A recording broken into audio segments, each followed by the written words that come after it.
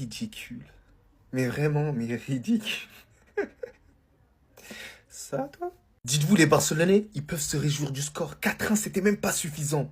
Normalement, vous en prenez 8. Vous étiez pété nul aujourd'hui. 0. Défensivement, c'était claqué. Toute la ligne défensive, elle était nulle. Déjà, le penalty stupide que Araujo il fait dans la surface de réparation, c'est honteux, c'est une faute professionnelle. Il est complètement stupide. Le joueur, il est même pas dangereux. Il offre un penalty gratuit. Et ce n'est pas normal. Par la suite, au milieu de terrain, que ce soit Pedri et De Jong, c'était pas suffisant. Ok, Pedri s'en sort sur une passe décisive, mais c'est pas suffisant. Ils étaient pas bons dans la récupération du ballon. Ils se sont fait dominer. Offensivement, ils se sont fait dominer. Et offensivement, c'était ABS. Il y avait personne. Alors ça se voit qu'il manque Rafinha, il manque Lamine Yamal, mais on s'en bat les steaks. C'était face à Séville. Ils ont été supérieurs de la tête et des épaules pendant 90 minutes face à vous. Et c'est honteux de votre part, le FC Barcelone. C'est honteux. Une défaite face au Paris Saint-Germain. Et vous êtes même pas foutu de vous rattraper aujourd'hui face à Séville. Voilà, vous étiez tête basse et tout.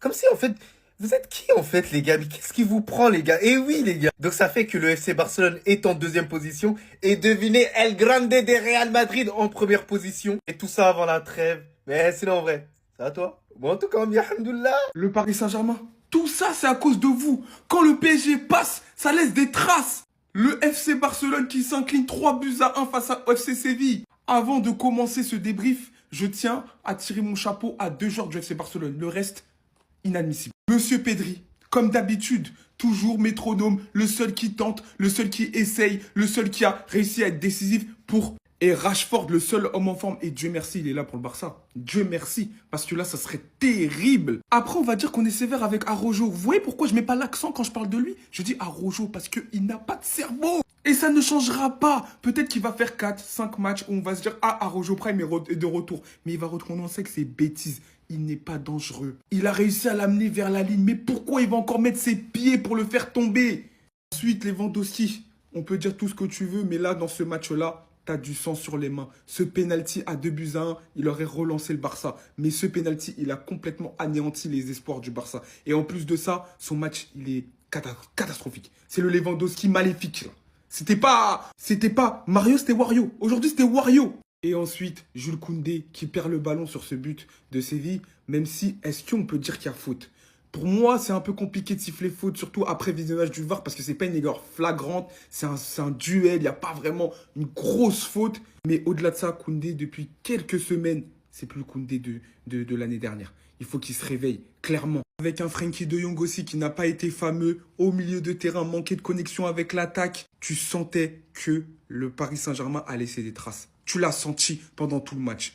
Et là, ça fait une défaite et le Real reprend sa place de leader. Alors là, le Barça, ça commence à devenir très critique. Deuxième défaite consécutive avec des mi-temps vraiment catastrophiques. Le Barça que j'ai vu en première mi-temps là aujourd'hui, je crois que c'est l'un des pires que j'ai vu de ma vie. Séville les a roulés dessus, il n'arrive à rien faire. Même de simples passes, c'était compliqué. Et pourtant, au milieu, avec De Jong et Pedri. Mais Pedri, aujourd'hui, malheureusement, lui non plus n'était pas au rendez-vous. Et le fait qu'il n'y ait pas Lamine Yamal ni Rafinha, il se retrouve orphelin devant en attaque. Marcus Rashford, certes, il a marqué ce magnifique but en première mi-temps pour donner espoir au FC Barcelone en deuxième mi-temps. Mais lui non plus en première mi-temps n'était pas terrible. En fait, là, le Barça a vraiment eu la chance que Séville ratait énormément, surtout en première mi-temps. Il y avait beaucoup d'occasions, mais malheureusement, ils les ont mal exploitées. Et j'ai envie de dire aussi, le Barça défensivement, va falloir vous revoir parce que depuis le départ d'Inigo Martinez, il n'y a plus rien qui va. Cubarsí fait n'importe quoi. On l'a vu face au Paris Saint-Germain. Araujo même, on n'en parle pas. Regardez le penalty bête qui part créer. Il n'avait même pas besoin de l'attraper. Cependant, le deuxième but de Séville, on est tous d'accord qu'il y a faute au départ sur Jules Koundé. Malheureusement, pour le FC Barcelone, la VAR n'a pas fait son taf encore une fois. Et vers la fin de la première mi-temps, le seul moment où le Barça a fait un pressing, il récupère le ballon et un but qui suit juste après. Le seul moment où ils ont fait un pressing, et pourtant depuis le début ça faisait pas de pressing, ils étaient là, ils essayaient de jouer haut comme d'habitude, mais c'est pas efficace quand il n'y a pas de pressing.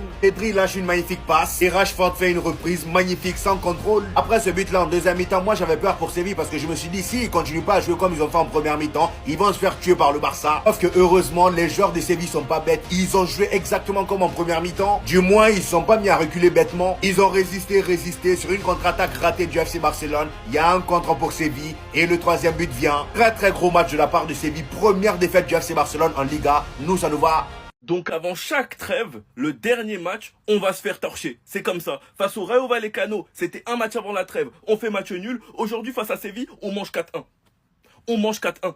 Au bout d'un moment, les gars, c'est énervant. Séville ont vu qu'on était boiteux au dernier match face au PSG. Et ben, ils en ont profité. Ils ont joué les coups à fond, avec une tactique précise qui nous a mis dans la D. Villarreal, ils auraient pas pu s'inspirer et faire la même chose hier. Je suis désolé, les gars, mais cette défaite, elle est pour Flick. Parce qu'il y a des statuts, à un moment, il doit les bouger. En commençant par Dani Olmo, qui est tout simplement fantomatique. Il sert à rien. On joue à 10.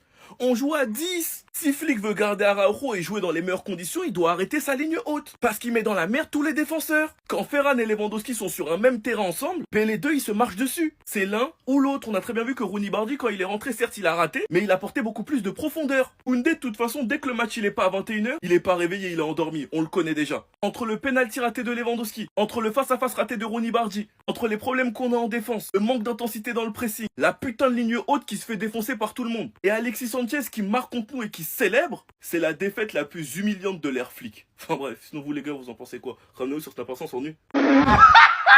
Les voisins, vous avez bien profité de la première place. C'est fini maintenant. Quelle performance cataclysmique. Et qu'on se le dise, hein, très peu de joueurs méritent réellement de jouer dans cette équipe. Dites-vous, durant tout le match, il a été totalement invisible. Mais vous allez me dire qu'en tant que numéro 9, on lui demande uniquement de marquer des buts. Même le penalty qui lui a été offert à la 75e, avec l'expérience qu'il a pour remettre le Barça à égalité, il le tire mais d'une catastrophique manière. Lui précède qui? L'horrible performance de Araujo. En plus du fait que celui-ci n'arrive absolument pas à capter le piège hors-jeu d'un de ses flics. En première période, c'est lui qui vient commettre le premier penalty. Je me suis carrément demandé si c'était possible d'avoir de telles statistiques pour un défenseur. 0 interception, 0 tacle, 0 tir bloqué, 0 longue passe, 0% de duel gagné. Et son frère nous avait posté une story il y a pas longtemps contre le PSG. Est-ce que c'est toujours la faute de Araujo? Vaut mieux se taire des fois en fait. J'ai pas de photo de lui, mais de même, Dani Olmo. Qu'est-ce qu'il fout sur le terrain? Mais qu'est-ce qu'il fout sur le terrain? Encore plus autant de temps. C'est tellement une totale remise en question. Est-ce que c'est avec une telle équipe, avec du Gérard Martin de même, que le Barça est censé parvenir à gagner autant de choses cette saison? Sans parler bien évidemment de la Lamine Yamal dépendance qu'on ressent plus que tout au final. Les voisins, mon courage, on n'est pas ensemble. Vous avez pensé que le championnat était déjà gagné parce qu'on avait perdu contre l'Atlético Madrid. Pour vous en remettre mentalement maintenant, bon courage. Je vous ai fait quoi? Qu'est-ce que vous me reprochez? En tant que supporter, vous me reprochez quoi? Le côté délinquant est activé. Ça aujourd'hui, il y a la confirmation que votre côté meurtrier l'a activé. Aujourd'hui, donc, vous avez choisi ce métier pour me faire souffrir. Vous avez décidé de devenir joueur pour Barça pour me faire souffrir. Le côté sanguinaire est activé. Mes joueurs sont des sang, ils sont en train de me tuer. Mes joueurs, mon propre corps est en train de me tuer, ils sont en train de me tuer. Ils sont en train de me tuer. Comme ça là, ça fait pas une semaine, on a perdu contre Paris. Oh, Dieu me fait 4-1 contre Séville. Ils ont activé le côté meurtrier, le côté délinquant, le côté sanguinaire. Ils ont... Vous avez choisi ce métier pour me faire souffrir. C'est à cause